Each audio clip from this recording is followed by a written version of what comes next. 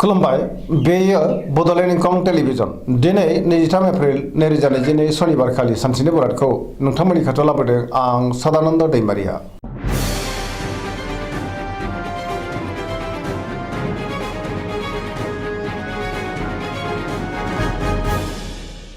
सिगां फरायनो लादों मेष राशि गिबि हांखो अ ल।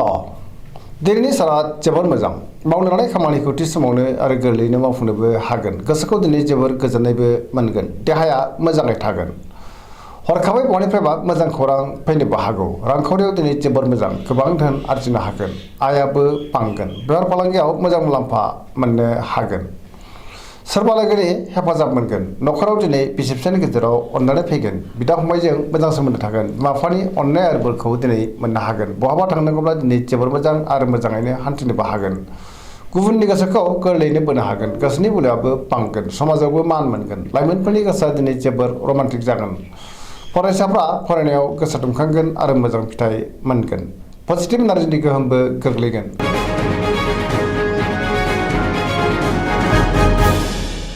वृष राशि गिबि हांखो इ उ ब। दिनैनि साना मोजां आरो गाज्रिनि गेजेरजों बाबेरलांगोन। बहाबा थाङोब्ला दिनै लामा सामायाव सांग्रां जानाया गाहाम। जाब्रबथायनि आसा दङ। गोबां खामानि मावनो गोसो दुंखांगोन। नाथाय अब्लाबो गुबुननि थाखाय नाङा फाङा जेंनायाव गोग्लैनांनो हागौ। गोदान सानखांनो रोंगोन। गोसोखौ जोबोर उसुखुथुबो मोनगोन। गोसोनि बोलोआ नाथाय बांगोन। मावनो लानाय खामानिखौ मावफुंनो हागोन। समाजावबो मान मोनगोन। बहाबा थाङोब्ला लामा सामायाव सांग्रां जानांगोन। न'खराव दिनै बिसि फिसायनि गेजेराव अनलायनाय फैगोन। बिदा फंबायजों मोजां सोमोन्दो थागोन। गुबुननि हेफाजाबखौ मोननो हागोन। जायखि खामानि मावा मानो मोनफ्रोमबो खामानियावनो दिनै माबा नङा माबा मोनसे गोरोन्थिबो जानो हागौ। लोगोफोरनि अनसायनायखौ मोननो हागोन। गोसोनि साननायफोरा जाफुंगोन। पजिटिभ एनार्जिनि गोहोमबो गोग्लैगोन।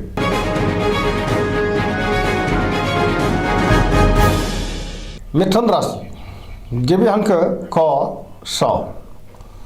दिनैनि साना जोबोर मोजां। गोसोआव बोलो बांगोन। गोसोखौ दिनै जोबोर गोजोननायबो मोनगोन। गोसोआ दिनै जोबोर रमान्टिक जागोन। देहाया मोजाङैनो थागोन। रांखावरियाव जोबोर मोजां। बेफार फालांगियाव जोबोर मोजां। न'खराव दिनै अनलायनाय फैगोन। समाजावबो गोबां मान मोननो हागोन। गोसोनि बोलोआ बांगोन। मावनो लानाय खामानिखौ थि समावनो आरो गोरलैयैनो मावफुंनोबो हागोन। सोरबा लोगोनि हेफाजाबखौ मोननो हागोन। सोरजोंबा बाख्नाय जानोबो हागौ। गुबुनजों मोजां सोमोन्दो लाखिनो रोंगोन। लाइमोनफोरनि गोसोआ दिनै जोबोर रमान्टिक जागोन आरो गावबा गावनि गोसोनि साननायखौ फोरमायलायनोबो हागोन। पजिटिभ एनार्जिनि गोहोमबो गोग्लैगोन।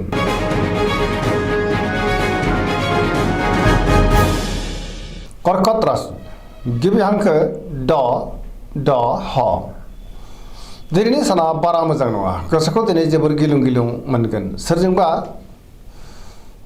एना एनिबो जानो हागौ। गोसोनि साननायफ्रा गोरोबलायनाय नङा। गोसोआव नेगेटिभ साननाय फैगोन। मावनो लानाय खामानिखौ मावफुंनो हागोन। रांखावरियाव मोजां। नाथाय अब्लाबो खरसायाबो बांगोन। बेफार फालांगियाव मोजां। न'खराव अनलायनाय फैगोन। देहाया मोजाङै थागोन। गोसोखौ दिनै जोबोर गुलाय गुजाय मोनगोन। गुबुननि हेफाजाब मोननो गोब्राब जागोन। समाजाव मान मोननो हागोन। फरायसाफ्रा फरायनायाव गोसो दुंखांगोन आरो मोजां फिथाइ मोनगोन। गुबुननि गोसोखौ बोनो हानो गोब्राब जागोन।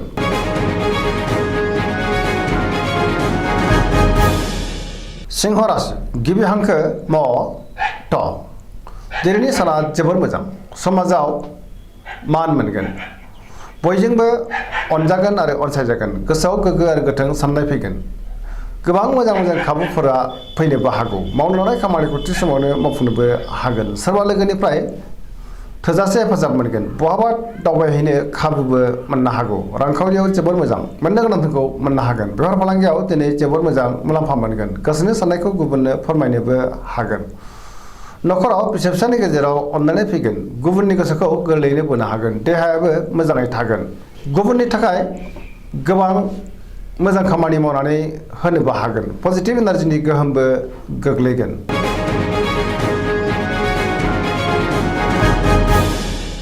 कन्या राशि गिबि हांखो प ट। दिनैनि साना जोबोर मोजां।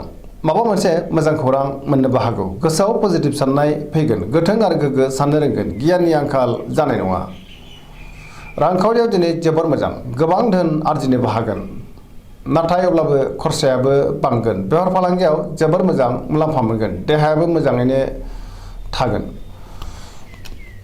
न'खराव बिसि फिसायनि गेजेराव अनलायनाय फैगोन बिदा फंबायजों मोजां सोमोन्दो थागोन बिमा बिफानि अननाय आरो बोरखौ मोनगोन सोरजोंबा बाख्नाय जानोबो हागौ गोसोआव गोजोननाय फैगोन पजिटिभ एनार्जिनि गोहोमबो गोग्लैगोन लाइमोनफ्रा दिनै जोबोर रमान्टिक जागोन आरो गोसोनि साननायखौ फोरमायलायनोबो हागोन सरासनस्रायै दिनै साना जोबोर मोजां आरो मोजाङैनो बारग'लांगोन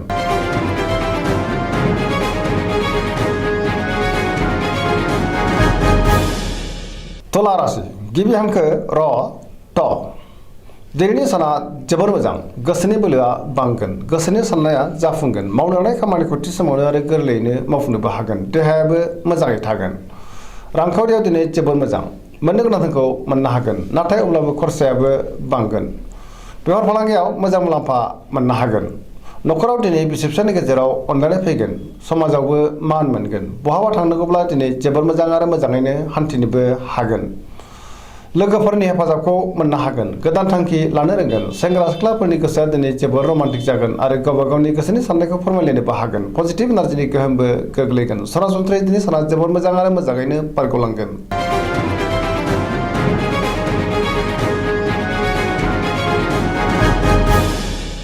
वृश्चिक राशि गिबि हांखो न स दिनैनि साना मोजां आरो गाज्रिनि गेजेरजों बाबेरलांगोन समाजाव लोगो लेवा बांगोन सोरबा गोजाम लोगोजों बहाबा लोगो मोनज्लायनो हागौ गोसोआव गोग्गो आरो गोथों साननाय फैगोन मावनो हानाय खामानिखौ थि समावनो आरो गोरलैयैनो मावफुंनोबो हागोन गुबुननिफ्राय हेफाजाबबो मोननो हागोन गोसोनि साननायफ्रा मोगथाङाव जाफुंगोन गोसोनि बोलोआबो बांगोन समाजावबो बयजोंबो अनसायजागोन न'खराव दिनै बिसि फिसायनि गेजेराव अनलायनाय फैगोन रांखावरियाव जोबोर मोजां नाथाय अब्लाबो खरसायाबो बांगोन बेफार फालांगियाव जोबोर मोजां मुलाम्फा मोनगोन देहायाबो नाथाय बारा मोजां थानाय नङा गगा बायदिसिनाजों खस्थ' मोननांनो हागौ फरायसाफ्रा फरायनायाव गोसो दुंखांगोन आरो मोजां फिथाइ मोनगोन लाइमोनफोरनि गोसोआ दिनै जोबोर रमान्टिक जागोन आरो गोसोनि साननायखौ फोरमायलायनोबो हागोन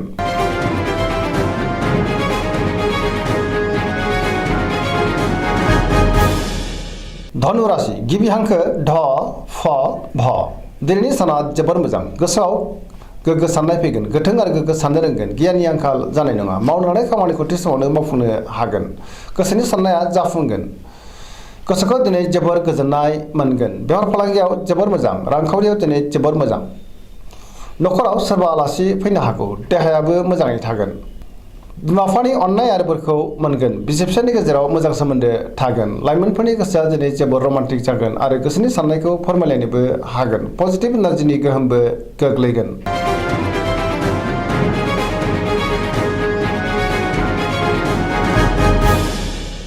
मकर राशि गिबि हांखो ख ज दिनैनि साना जोबोर मोजां गोसोनि साननायफोरा जाफुंगोन सिगांनि बबेबा आद्रा खामानिखौबो दिनै गोरलैयैनो मावफुंनो हागोन रांखावरियाव जोबोर मोजां आयाबो बांगोन मोननो गोनांखौबो दिनै मोननो हागोन बेफार फालांगियावबो जोबोर मोजां मुलाम्फा मोननो हागोन गुबुनजों मोजां सोमोन्दो लाखिनो रोंगोन गोब्राब खामानिखौ दिनै मावफुंनो हागोन आरो सिगांनि बबेबा आद्रा खामानियाबो दिनै मावफुंजागोन गोदान खामानियाव आखाइ होजेननोबो हागोन न'खराव दिनै अननानै फैगोन बिदा फंबायनि हेफाजाब मोनगोन लाइमोनफोरनि गोसोआ दिनै जोबोर रमान्टिक जागोन गोसोनि साननायखौ फोरमायलायनोबो हागोन पजिटिभ एनार्जिनि गोहोमबो गोग्लैगोन फरायसाफ्रा फरायनायाव गोसो दुंखांगोन आरो मोजां फिथाइ मोनगोन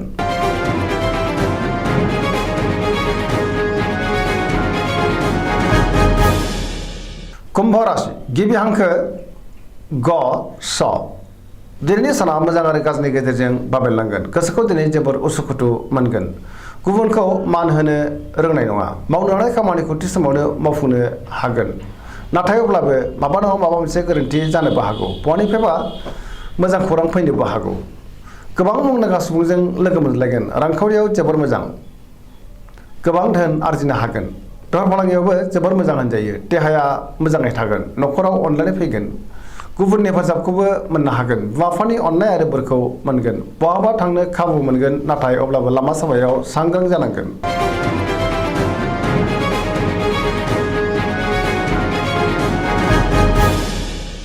मीन राशि गिबि हांखो ड स दिनैनि साना मोजां आरो गाज्रिनि गेजेरजों बाबेनलांगोन। गोसोआव बेले बेजे साननाय फैगोन। गोसोनि बोलोआ लोरबां जागोन।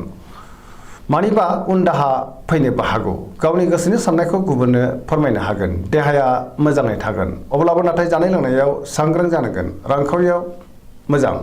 बेफार फालांगियावबो मोजां होनजायो। बहाबा हान्थिनो खाबु मोननोबो हागौ।